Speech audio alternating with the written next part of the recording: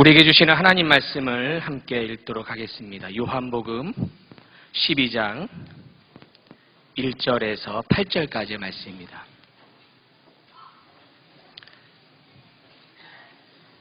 우리 어린이들도 성경을 펴서 함께 보도록 하겠습니다. 요한복음 12장 1절에서 8절까지 말씀.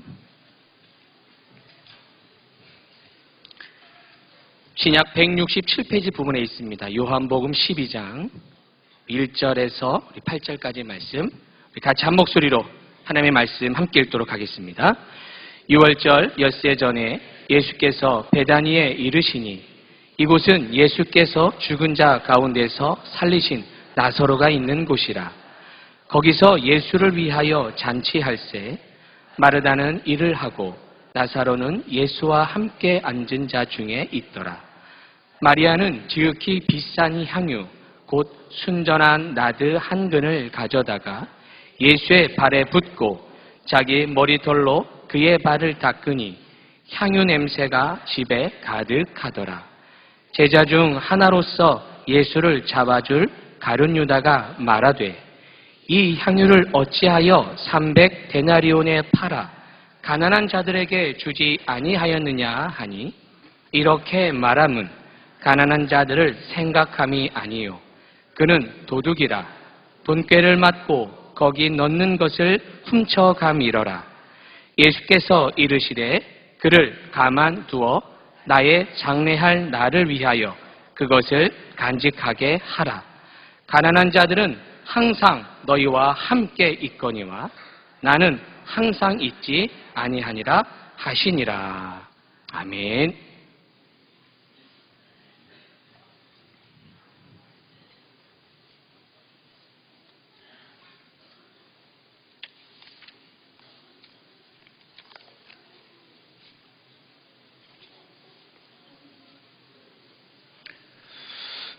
할렐루야. 사순절을 지나는 성도 여러분 모두에게 십자가에서 자신을 내어주신 예수 그리스도의 사랑이 넘치기를 주의 이름으로 축복합니다. 그동안 룻기 강해를 하느라고 잠시 멈추었던 요한복음 강해를 오늘부터 이어가려고 합니다. 룻기보다는 좀 딱딱하긴 하겠지만 그러나 이 복음서의 진수라고 할 수 있는 이 요한복음서를 통해서 예수님의 삶의 더 깊은 영역으로 나아가는 믿음의 기회가 되기를 주의 이름으로 축복합니다. 자, 오늘 본문 말씀의 시점을 먼저 보면요. 6장 1절 말씀에 이렇게 시작합니다. 6월절 엿새 전에.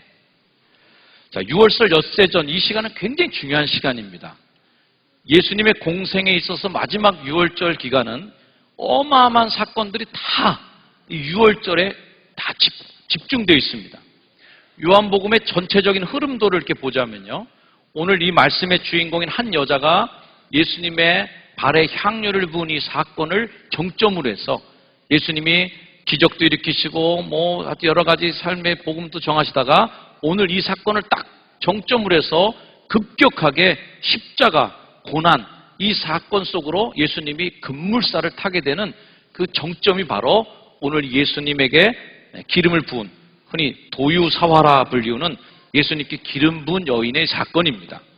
요한복음은 확실하게 오늘 이 사건이 일어난 시점으로부터 시작해서 6월절 엿새 전에 일어난 일인 것을 명시함으로 인해서 예수님의 6월절 어린 양, 예수님께서 6월절 어린 양의 희생 제물이 될 것을 사람들에게 확고하게 제시해주고 있어요. 본문에서도 예수님의 말씀이 이를 증명해 줍니다. 예수님께서 이렇게 말씀하셨죠. 그를 가만두어 나의 장례할 날을 위하여. 즉, 이 일은 예수님의 장례 준비가 시작된 거다.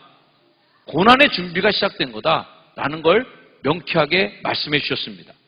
자, 두 번째는 시점이고 이제는 장소인데요. 장소는 어디냐? 이미 너무 오래전이라 여러분 기억 속에서 다 사라졌을 거예요. 요한복음 11장은 무슨 내용이 있었습니까? 나사로가 다시 살아난 이야기가 요한복음 11장입니다. 11장에서 우리는 나사로의 죽음과 부활 사건을 보았고 오늘 12장 1절부터 읽기 시작했어요. 그 나사로가 살아난 동네가 어디예요? 바로 베단입니다. 요한복음 11장 24절 말씀, 마르다가 이르되 마지막 날 부활 때에는 다시 살아날 줄 내가 아나이다.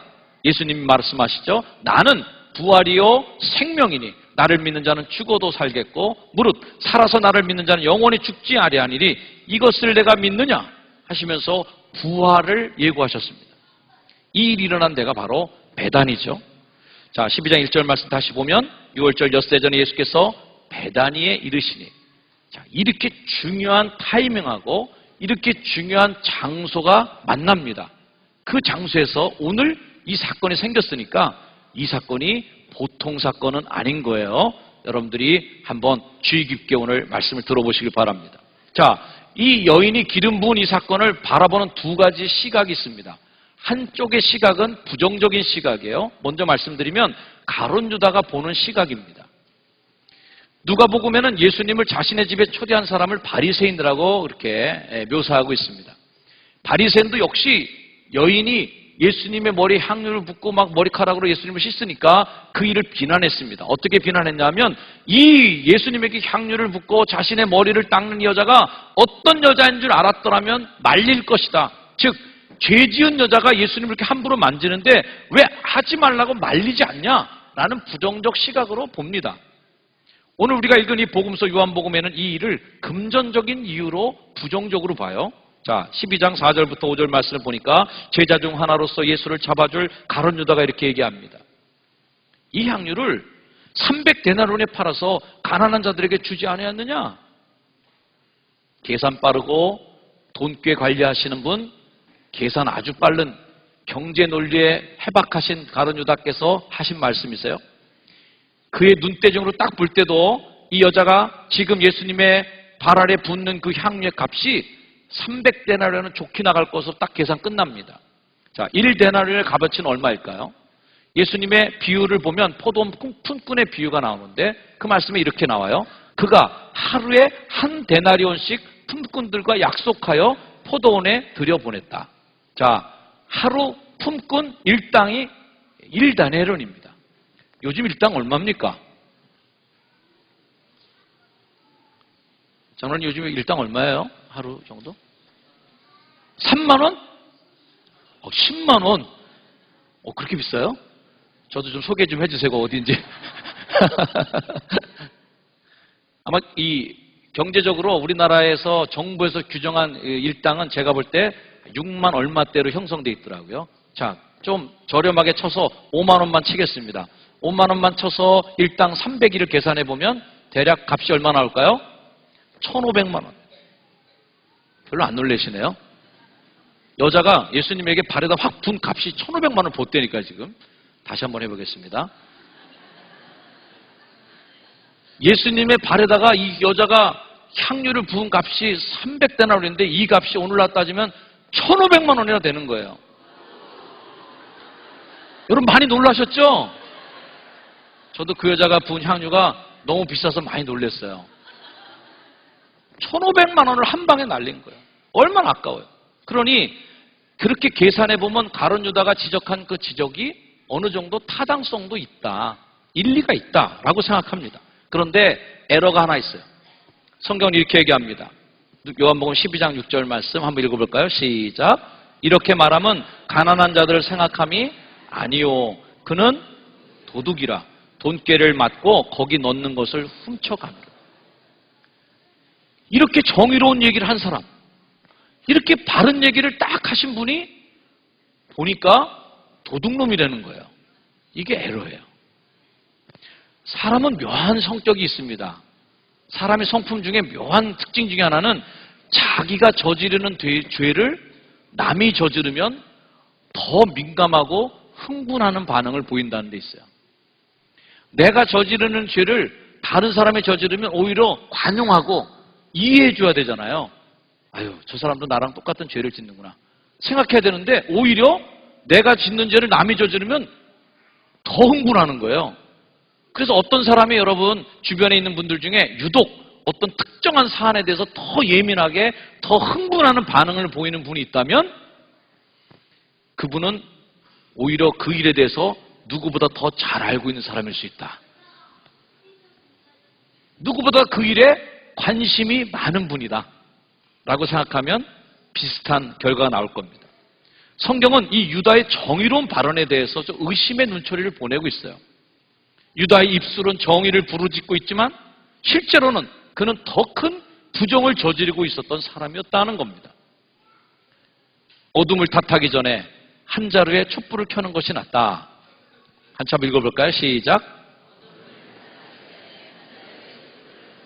이런 명언처럼 우리는 어떤 일을 비난하기보다는 그 일을 해내는 자세가 필요합니다.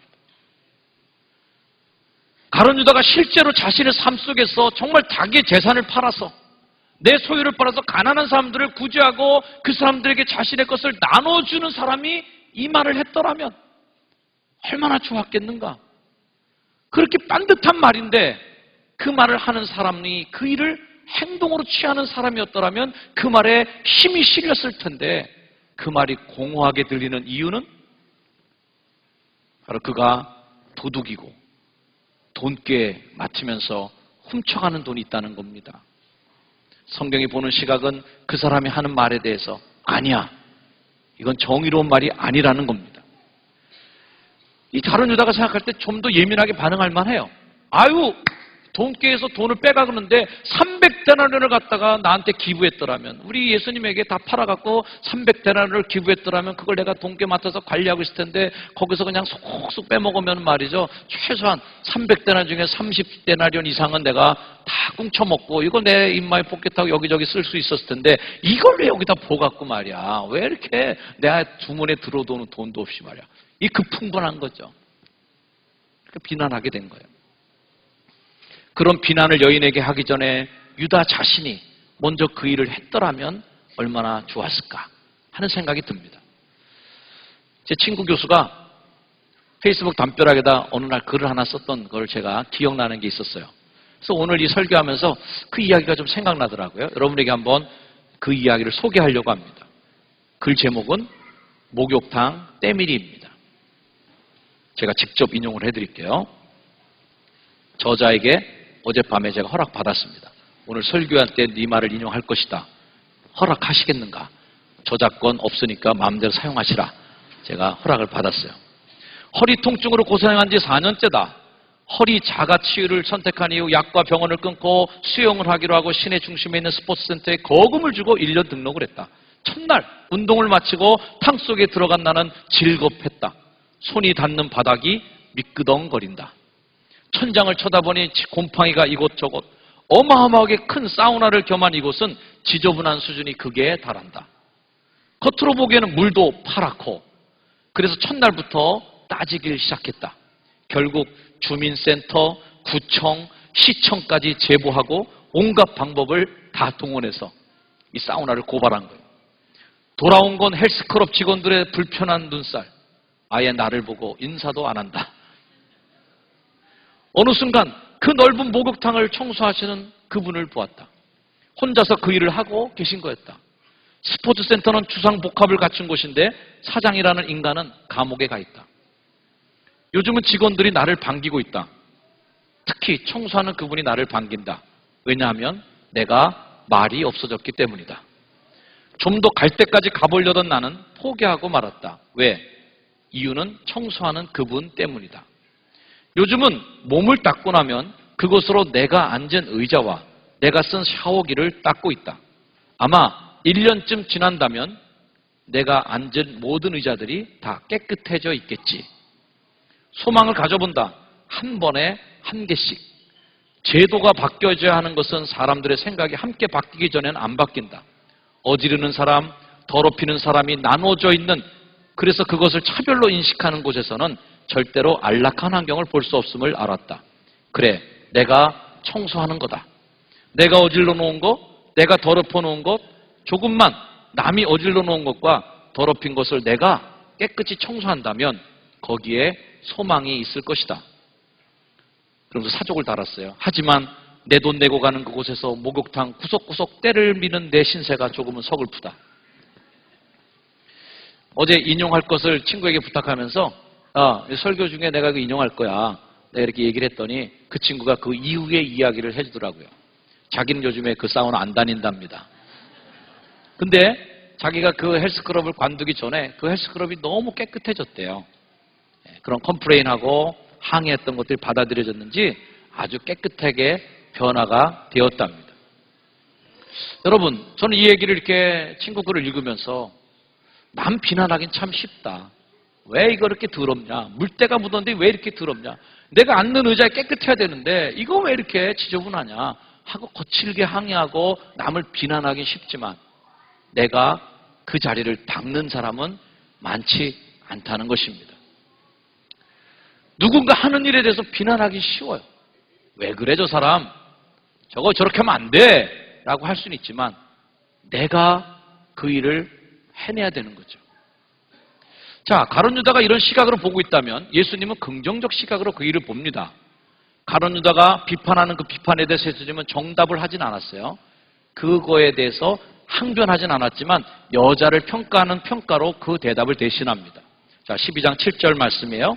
예수께서 이르시되 그를 가만두어 나의 장래할 날을 위하여 그것을 간직하게 하라. 먼저 예수님이 하시는 말씀은 가만두라는 겁니다. 좀 가만 좀 놔둬! 라는 거예요. 왜 이렇게 착한 일 하는 사람을 왜 이렇게 괴롭혀? 좋은 일 하는 사람을 왜 이렇게 못 살게 굴어? 가만 좀 놔둬! 라는 말이에요. 사랑 우리 효성중앙 성도 여러분, 교회 안에서 선한 일이 공격받지 않게 되기를 주의 이름으로 축원합니다. 주님을 위해서 좋은 일 하는 거예요. 하나님을 위해서 자기 딴에 최선을 다해서 옥합을 깨가서 일하는 사람들이 있어요. 여러분, 가만 놔두세요. 제발 가만 놔두세요. 목사가 어느 때는 겁이 날 때가 있습니다. 겁이 난다기보다는 염려스러울 때가 있어요. 교회 일 너무 열심히 하는 보면 염려스러워요. 아휴, 저분 저러다가 누구한테 또 쫙갖고 누가 쫙갖고선 저거 상처 입히진 않겠나. 저렇게 열심히 봉사하고 섬기는데 누가 또 지나가다 툭 한마디 던져갖고 가슴에 또 깊은 상처를 받지는 않겠나. 모난 돌이 정 맞는다는 이 속담은 교회에선 좀 없어져야 된다. 친하게 봉사하는 분들 모난 돌이 정 맞는 게 아니라 모난 돌을 칭찬하는 교회가 되길 축복합니다. 참 잘해 저분. 참 열심히 섬기시는구나. 저분 정말 두드러지게 교회를 열심히 하는구나. 격려해주고 칭찬해줘야 되겠죠.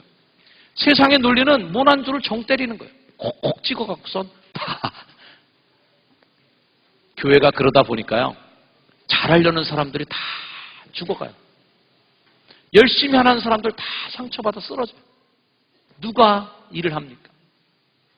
교회에서 아무 걱정 없이 마음의 평화를 갖고 교회 다니는 분들은 누굴까요? 아무 일 안 하고 다니는 분들 마음 편안합니다. 아무 봉사 자리에 안 하시는 분들 스트레스 하나도 없습니다. 늘 예배는 은혜롭고 교회는 사랑이 넘치는 곳이에요. 그러나 조금 교회 속에서 열심히 일하는 분들은 질투도 받고 질타도 받고 견제도 받고 때로는 시기심으로 인한 공격을 받을 때도 있습니다. 열심히 하는 성도에게 잘났어 정말 이 마음이 아니라 잘하고 있어 정말 이 좀 어투가 좀 바뀌기를 주의로 축원합니다. 자, 비난의 언어로 한번 얘기해 볼게요. 잘났어 정말. 시작.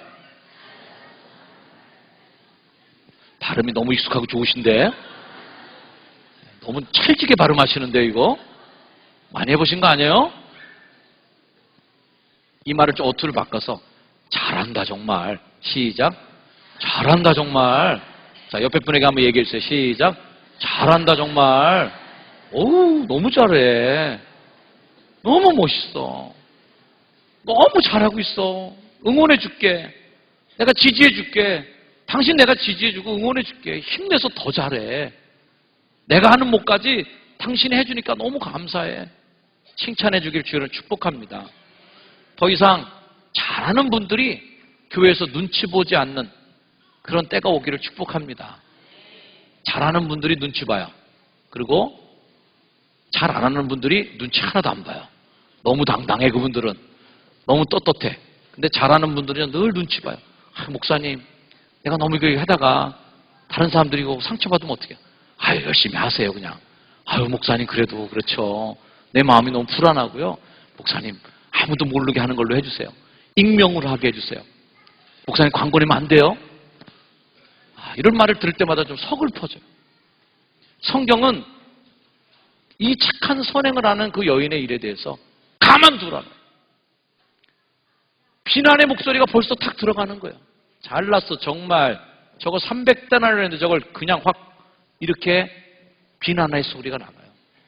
다른 이가 하는 선행에 대해서 제발 그만두십시오. 가만두십시오. 따라합시다. 가만두자. 가만두십시오. 예수님이 하신 말씀이에요. 성경은 잘한 사람 칭찬해주고 잘한 사람 상 주는 일을 자주 언급합니다. 그 주인이 이르되 잘하였도다. 착하고 충성된 종아. 공개적으로 칭찬해주고, 칭찬만 해요? 상금도 얹어줍니다. 내가 많은 것을 내게 맡기겠다. 더 일 잘해. 교회에서 일 잘하는 사람은 더 잘하도록 일 줘야 돼요. 없는 사람은 그 있는 것마저도 빼앗기리라. 성경적인 원리인 거예요. 수고한 이를 격려해 줍니다. 계시록 말씀 보니까 하늘에서 음성이 나요. 그들이 수고를 그치고 쉬리니. 누구에게 한 말이에요? 주님이 수고한 사람들에게 준 말이에요. 수고를 그치고 쉬리니 그들의 행한 일이 따름이라. 잘한 사람 상 주겠다는 거예요. 못한 사람 벌 주는 게 심판의 원리인 겁니다. 마가복음과 마태복음엔 이 여자의 행위를 더 칭찬해 줍니다. 복음이 전파되는 곳 온 찬에 어디서든지 이 여자가 행한 일도 말하고 기억해 줘란 말이에요. 오늘 본문에서 제가 얻은 영적 교훈이 하나 있습니다. 한번 따라해 볼까요? 신앙은 가장 귀한 것을 주님께 내어드리는 것이다. 우리가 신앙을 갖는다고 하는 것은요, 한편으로는 기본이 깔려있는 게 하나 있습니다. 그것은 뭐냐면 내가 뭔가 이 신앙을 갖는 걸 통해서 반대급부적으로 뭔가 얻는 게 있다는 걸 전제로 깔고 있어요. 이게 베이스에 깔려 있습니다. 이걸 노골적으로 드러내고 그것만 차지하려고 하는 종교를 우리가 가리켜서 기복 종교다 이렇게 얘기합니다.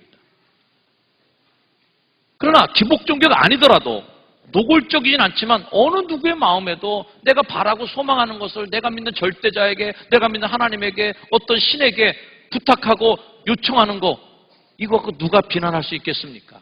다 해야 하는 일이에요. 할 수 있어요. 하지만 이 단계를 넘는 게 기독교 신앙이라는 겁니다. 우리 기독교 신앙은 성황당 가서 빌고 비나이다 하는 것만으로 끝나는 게 아니에요. 우리 기독교 신앙의 공통점 중에 하나, 더 성숙한 신앙인들은 어떤 마음을 갖냐면 절대자를 섬기는 마음으로 자기를 희생하고 헌신하고 드립니다. 성경에 나오는 위대한 성경의 인물들은 하나님을 믿고 상식적인 모습을 볼 때 망친 인생이 된 사람들이 있어요. 사도 바울, 예수님 믿고 나서 인생이 망쳐졌어요. 학벌도 버렸어요. 신분도 버렸어요. 옥으로 가고 맨들 맞으러 가고 굶주리고 풍랑 만나고 그러다가 로마에 가서 목이 잘려 죽습니다. 상식적으로 보면 정말 운이 없는 거예요. 아브라함 하나님 말 믿고 출발했는데 떠나자마자 막 기근이 나갔고 이집트로 도망가고 피난해야죠. 본토 친척 아비집을 버리는 게 보통 선행을 하는 게 아니에요. 내 그동안 누려왔던 자산을 다 버리는 거예요. 이 얼마나 손해나는 일입니까? 이거를 하나님 요청하는 거예요. 그나마 100살에 애가 하나 낳았더니 그 애마저 또 하나님께 잡아 바치라는 거예요. 이 얼마나 손해나는 일을 경험하고 있습니까? 그러나 이 드림의 기쁨, 내려놓음의 감동, 비워지는 걸 통해서 더 가득 채워주시는 그 감격을 신앙을 통해서 경험해야 그게 진짜 신앙으로 나아가는 거라. 사랑하는 효성중앙 가족 여러분, 가룟 유다는 지극히 상식적인 선으로 그 여인을 바라보고 있습니다. 이 상식을 지키는 신앙인을 갖고 있었던 가룟 유다가 예수님을 팔아먹고 배신하는 건 이건 당연한 일일 수 있어요. 여기 계신 성도님들도 지극히 상식적인 선으로 예수님을 바라보고 신앙을 바라본다면 누구도 우리도 가룟 유다의 선택에서 자유로울 수 없다. 다 가룟 유다 될 가능성이 농후한 겁니다. 상식적으로만 보면. 신앙을 상식적으로만 보면 다 가룟 유다가 될 가능성이 높은 사람들이에요. 왜? 신앙은 비상식적인 일이 너무 많기 때문에 그래요. 왼뺨을 맞으면 오른뺨을 대는 것도 너무 비상식적이에요. 그런 일에 상식을 갖고 있는 사람은 왼뺨을 맞으면 상대방을 더 패는 게 상식적인 겁니다. 그런데 교회에서 오른뺨도 댑시다 이렇게 얘기하면 흥분하는 거예요. 뭔 놈의 그런 일이 있습니까? 뺨 때린 놈은 10대는 더 때려야 됩니다. 흥분하게 되는 거예요. 상식선에 머무르는 신앙인이라면 아직 깊은 신앙으로 나가지 못하신 분입니다. 따라합시다. 신앙은 상식의 차원을 넘어서는 것이다. 상식 이하의 인간들도 있어요. 상식만 지켜도 요즘에 참 행복할 것 같아요. 왜? 세상이 상식도 못 지키고 또 오늘날의 교회의 모습을 보면서 상식도 안 되는 교회들을 보면서 마음이 아플 때가 많이 있어요. 상식만 지키자 좀. 그러나 여기가 우리의 기준과 목적이 되면 너무 서글프잖아요. 어디로 가야 될까요? 상식을 넘어서고 초월하는 데까지 좀 가야 되지 않겠습니까? 이런 신앙의 역설적 단계로 보는 그 신앙이 열릴 때 우리는 드디어 영적인 세상으로 한 걸음 나아갈 수 있습니다. 오늘 이 주인공 마리아는 일생일대의 비상식적인 행동을, 모험을 감행하는 겁니다. 나를 위한 모험이 아니라 예수님을 기쁘게 해드리고 싶은 그 마음의 동기로 인하여 일생일대의 모험을 감행하기로 결단합니다. 여러분, 여러분에게 이런 결단이 있기를 주여로 축복합니다. 교인들에게 성경에서 제일 무서운 성경 구절을 고르라 그러면 저는 이 본문이 선택되지 않을까 이런 생각이 들어요. 교인들이 제일 듣기 싫어하는 설교 본문 1, 요한복음 12장 1절에서 8절까지 말씀. 이 설교만 나오면 뭔가 목사님 자꾸 옥합 깨라는 설교하고 말이죠. 이 설교만 나오면 목사님 자꾸 뭔가 깨라고 그러고 말이죠. 아, 불편해. 제가 구예배당 시절에 이 본문으로 설교했던 적이 있었습니다.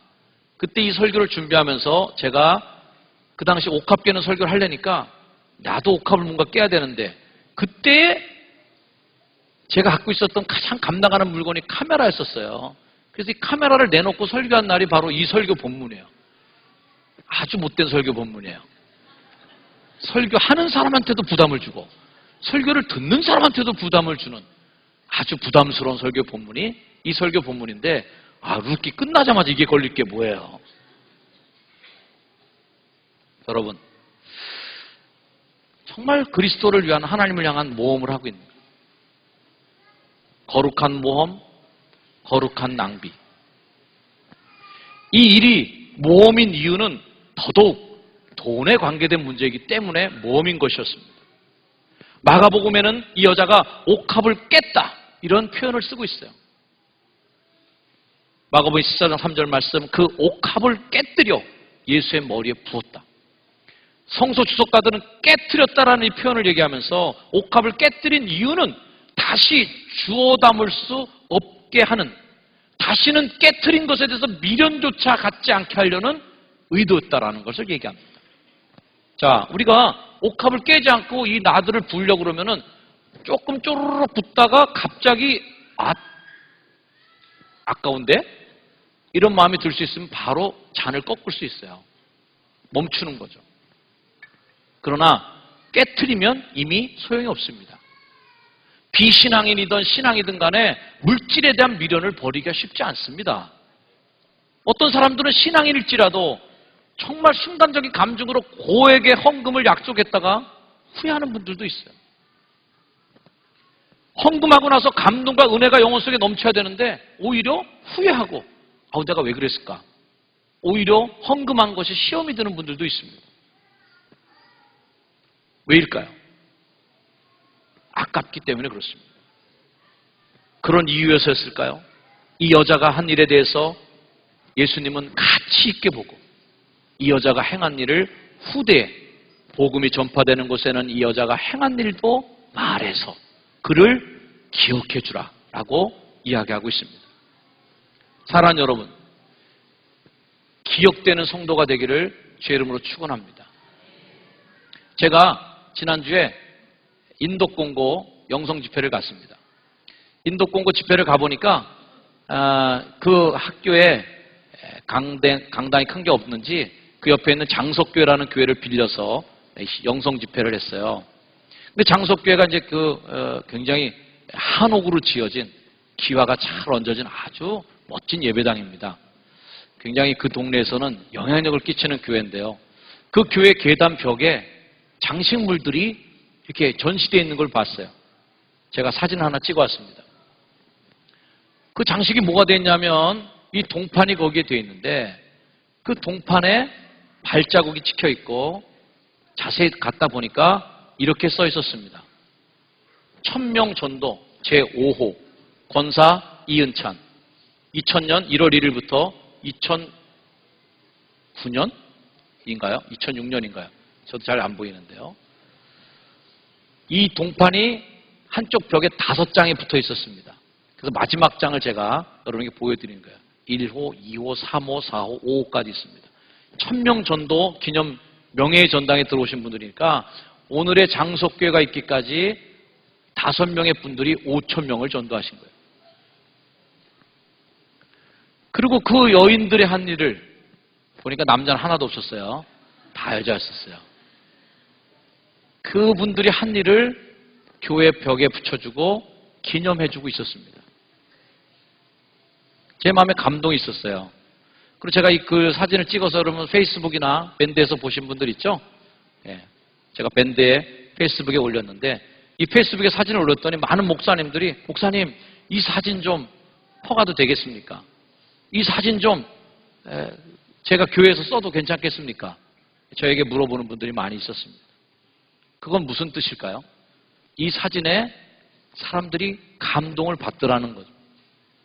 저는 장석교회에 대해서 잘 알 수는 없지만 장석교회 교인들이 늘 그 계단을 오르내릴 때마다 1000명 전도하신 이분들의 발 보면서 발이 부르트도록 동네를 돌아다니시면서 한 명 한 명의 영혼을 전도하다 보니 1000명을 전도한 이 감동의 기록들을 교인들도 느끼고 공감하고 그래서 지금 그렇게 좋은 영향력을 끼치는 장석교회가 있는 게 아닌가 하는 생각을 하게 되었습니다. 우리 사랑하는 우리 성도 여러분, 여러분들은 어떤 흔적을 이 땅에 남기시겠습니까? 주님이 기억할 만한 성도는 과연 어떤 성도이겠습니까? 여러분 모두가 하나님께 의미를 주고 하나님께 감동을 주는 믿음의 사람들로 기억되기를 주의 이름으로 축복합니다. 기도하겠습니다. 하나님, 오늘 마리아가 향유를 예수 그리스도에게 드렸던 그리하여 예수님의 마음에 나의 장례를 준비하는 이 거룩한 헌신과 섬김을 예수님이 기억하시고 깊은 감동을 받으시고 온 천하에 복음이 전파되는 곳마다 이 여인의 행한 일을 기억해 주라고 선포하신 말씀을 기억합니다. 하나님, 우리에게도 거룩한 모험, 거룩한 드림, 거룩한 낭비에 그래서 상식선을 넘어서는 헌신의 고백들을 우리 마음속에 담아 주옵소서. 예수님의 이름으로 기도합니다. 아멘. 그 자리에 일어나셔서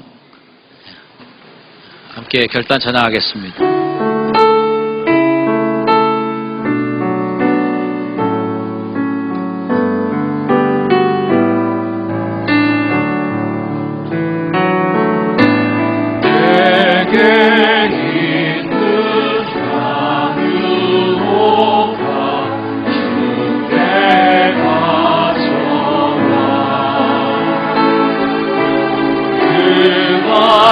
위에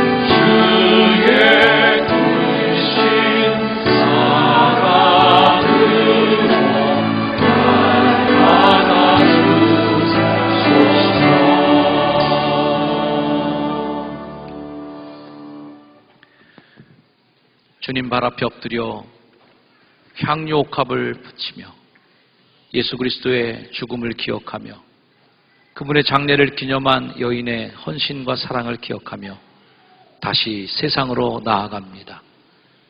내 인생에 가장 귀한 것을 하나님께 깨트릴 용기를 갖고 결단하며 세상으로 나아가는 주의 백성들 머리 위에 이제는 우리 구주 예수의 은혜와 하나님의 사랑과 성령님의 동행하심이 가는 길 모든 곳에서 저들과 함께하여 주시기를 간절히 축원하옵나이다. 아멘.